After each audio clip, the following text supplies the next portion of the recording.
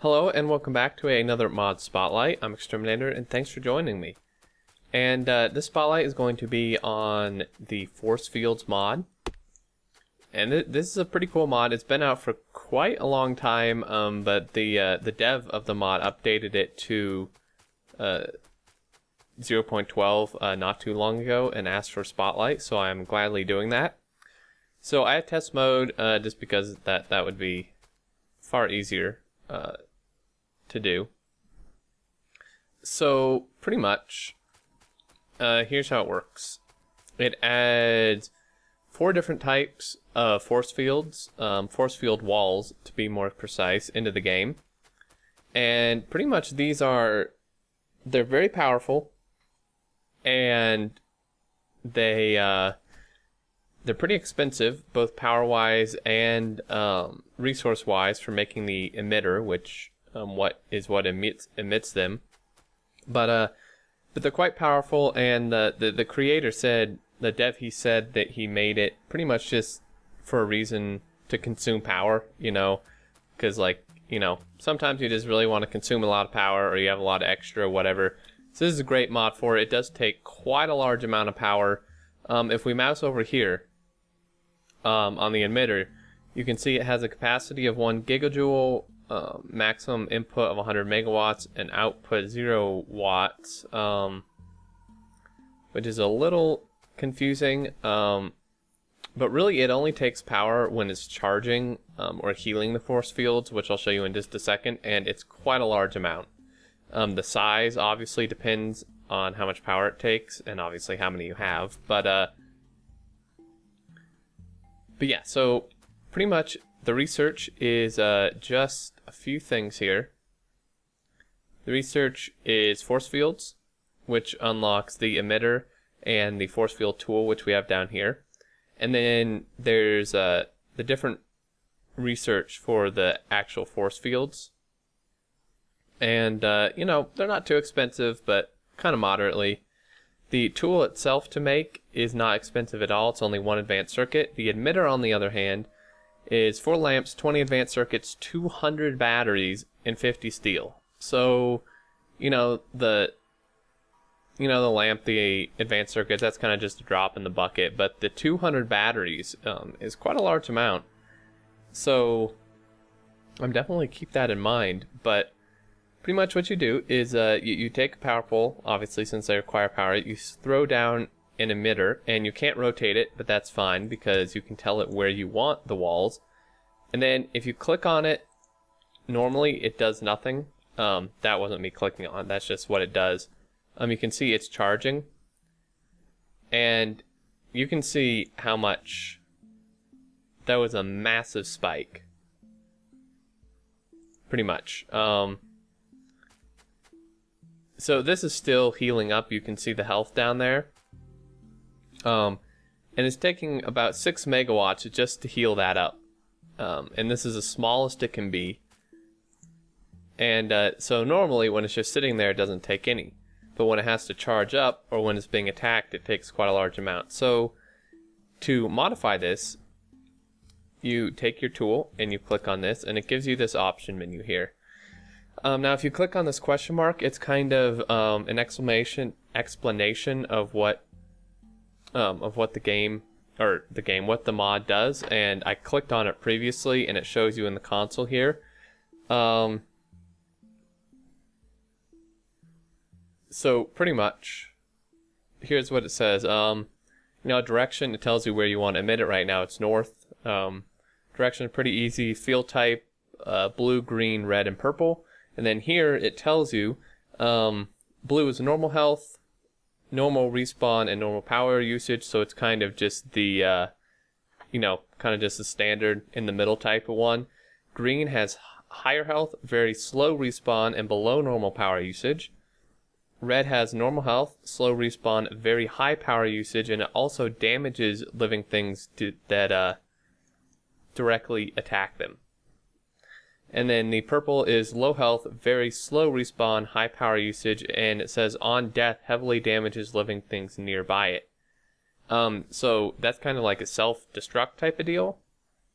And then the emitter distance, this is how far it is from the emitter itself. The emitter width is how wide the wall is, so it's 25 at the moment. And then upgrades applied, the distance, advanced circuits, and the width processing units upgrade applied to the emitter. So pretty much you can stick advanced circuits and processing units in here to upgrade this. It'll only upgrade so far to a certain point, but it definitely helps. So you can see one advanced circuit increases the distance by 1. Again, it's the distance from the emitter. And one processing unit increases the width of the wall by 3. Or 4, sorry, not 3, by 4. You can see again, it just keeps going up by 4. And the maximum distance is 65. So that's the max distance width-wise, the maximum width, and then the maximum distance from the thing itself is 33. So that's pretty far.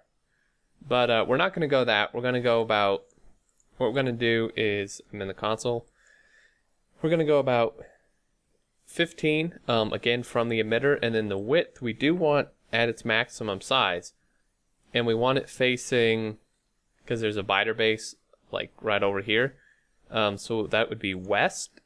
And for the field type, just for demonstration, I mean, this is pretty much just like a wall. It doesn't do damage to the enemies or anything. I'm going to go with red because it actually damages the biters. I'm going to hit apply. And what it does is it deconstructs this wall, and then it will take a minute. So it may seem like it's not working, but it'll take a second, and it'll pop up over here, and the power usage will spike. So we can watch this. You can see, there it goes. So the power usage is like insane. Charging all this up. You can see 35 megawatts is pretty much what it's holding at to charge all this up. That's for one of these. Imagine if you had these all around your base. So it doesn't actually say the power usage itself, but obviously based on this, for the max width, it's 35 megawatts. I'm not sure if distance from the emitter matters at all, but you can see it's going down, and then it's just not any at all. So you can do that. Now obviously you can't run through these, so you can put gates in. Obviously you would kind of want some turrets too, just because the gates aren't actually part of this, so the biters would just attack the gate and not get damaged.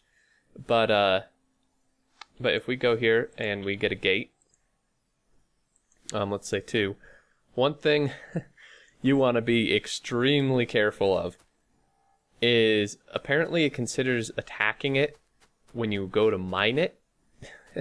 If you go to mine this, you are pretty screwed. I'm actually going to build myself some armor here. I'm gonna build myself a normal. I'm gonna build myself some steel armor, heavy armor, same difference. So if I go to mine this, like to put a gate in, you can also put it in over top a normal wall. You cannot do that here though, so you would have to mine it, which is kind of unfortunate. Robots would probably be the best way to do this. If you do this, you can see it almost kills me. So that is that's not good. That is not a good thing. So obviously in test mode, I can enable God mode and do it this way, but that's not a good thing. That is not a good thing. And you can see when it gets destroyed, it actually heals again. So I would have to be pretty quick here. And that actually didn't work at all. Okay, so we have our gate in here now, and then I'm going to turn off God mode. But yeah, you need to be very, very careful of that, because when you go to do that, you're pretty much dead. And it seems as if armor doesn't have an effect, really. So I'm not sure if that's intentional. I think it's just because when you go to like mine something up, that's just coded into the game to be considered attacking. So this would probably be something you want to do with robots, maybe. I can't really think of another way to like put gates in. Could be missing something, but I don't think so. So if we run through here and we aggro these guys, I'll run back to the power pole, and you can see the power usage spiking, and also watch the biters' health. See how the biters are dying? Power usage is going up, obviously, as these need healing. It's not as much when it started because it didn't need that much healing. But it killed the biters all itself. And then, like I said, that can be a problem because the gate does not become part of it. So, yeah, that you would probably want a couple turrets, but this is still very nice. Now, if you walk into it, it doesn't do anything. It's just when you attack it. So obviously the biters were attacking it. And then, and yeah, now you can't spawn more than one of these out of one emitter. So you would have to go to, you would have to build another emitter. But if we just go here and we change things up, it doesn't matter what direction. The blue, obviously, we can see is, it takes quite a lot of power to charge it, but not as much as the red one. It's about 6.3 megawatts, charging it all evenly here. It seemed like it's a lot like a startup, like a huge startup amount of power, but that's about it. Because if we go back to here, blue is just normal power usage, red is the very high, so it's the highest. If we go to green, we can take a look because it's the one with the extra health. So it's deconstructing it, it'll build it again. We can watch the power usage here, and obviously it'll probably take longer to create it because it has more health. And theoretically it should. Okay, there we go. That's 700 health, and again, it takes about the same as the blue wall, about 6-ish megawatts, but it's going to take quite a while. Now, to my knowledge, there's not a way to speed this up, because if you put down another emitter, it's just going to do another wall. So I don't think you can speed this up. It'd be kind of cool if you could, like, if there was like a third type of upgrade you could add that like sped up the regeneration. But I mean, really, when you're being attacked, it's not bad. It's just this initial bit. So if we go ahead and then do purple here, pretty much we can test this. We go ahead and do purple. This is the one that does damage when it dies, and it's a high power usage. I don't think quite as high as the red one. What we're going to do is we're going to go ahead and attack it to demonstrate what that does, and then that'll pretty much be it, actually. It's going to take a little bit. Maybe. No? Okay, there we go. Wow, that took quite a while. Where's the damn submachine gun? Nope.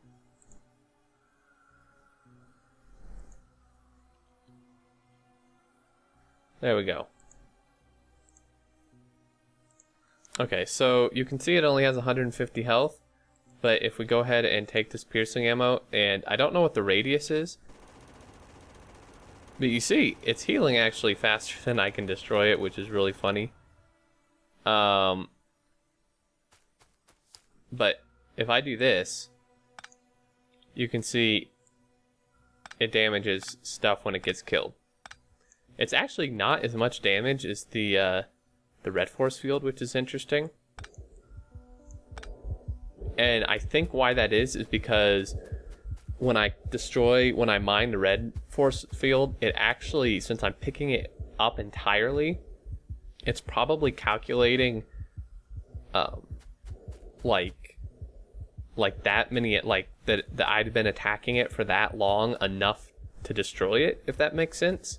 So I think that's why it pretty much almost killed me.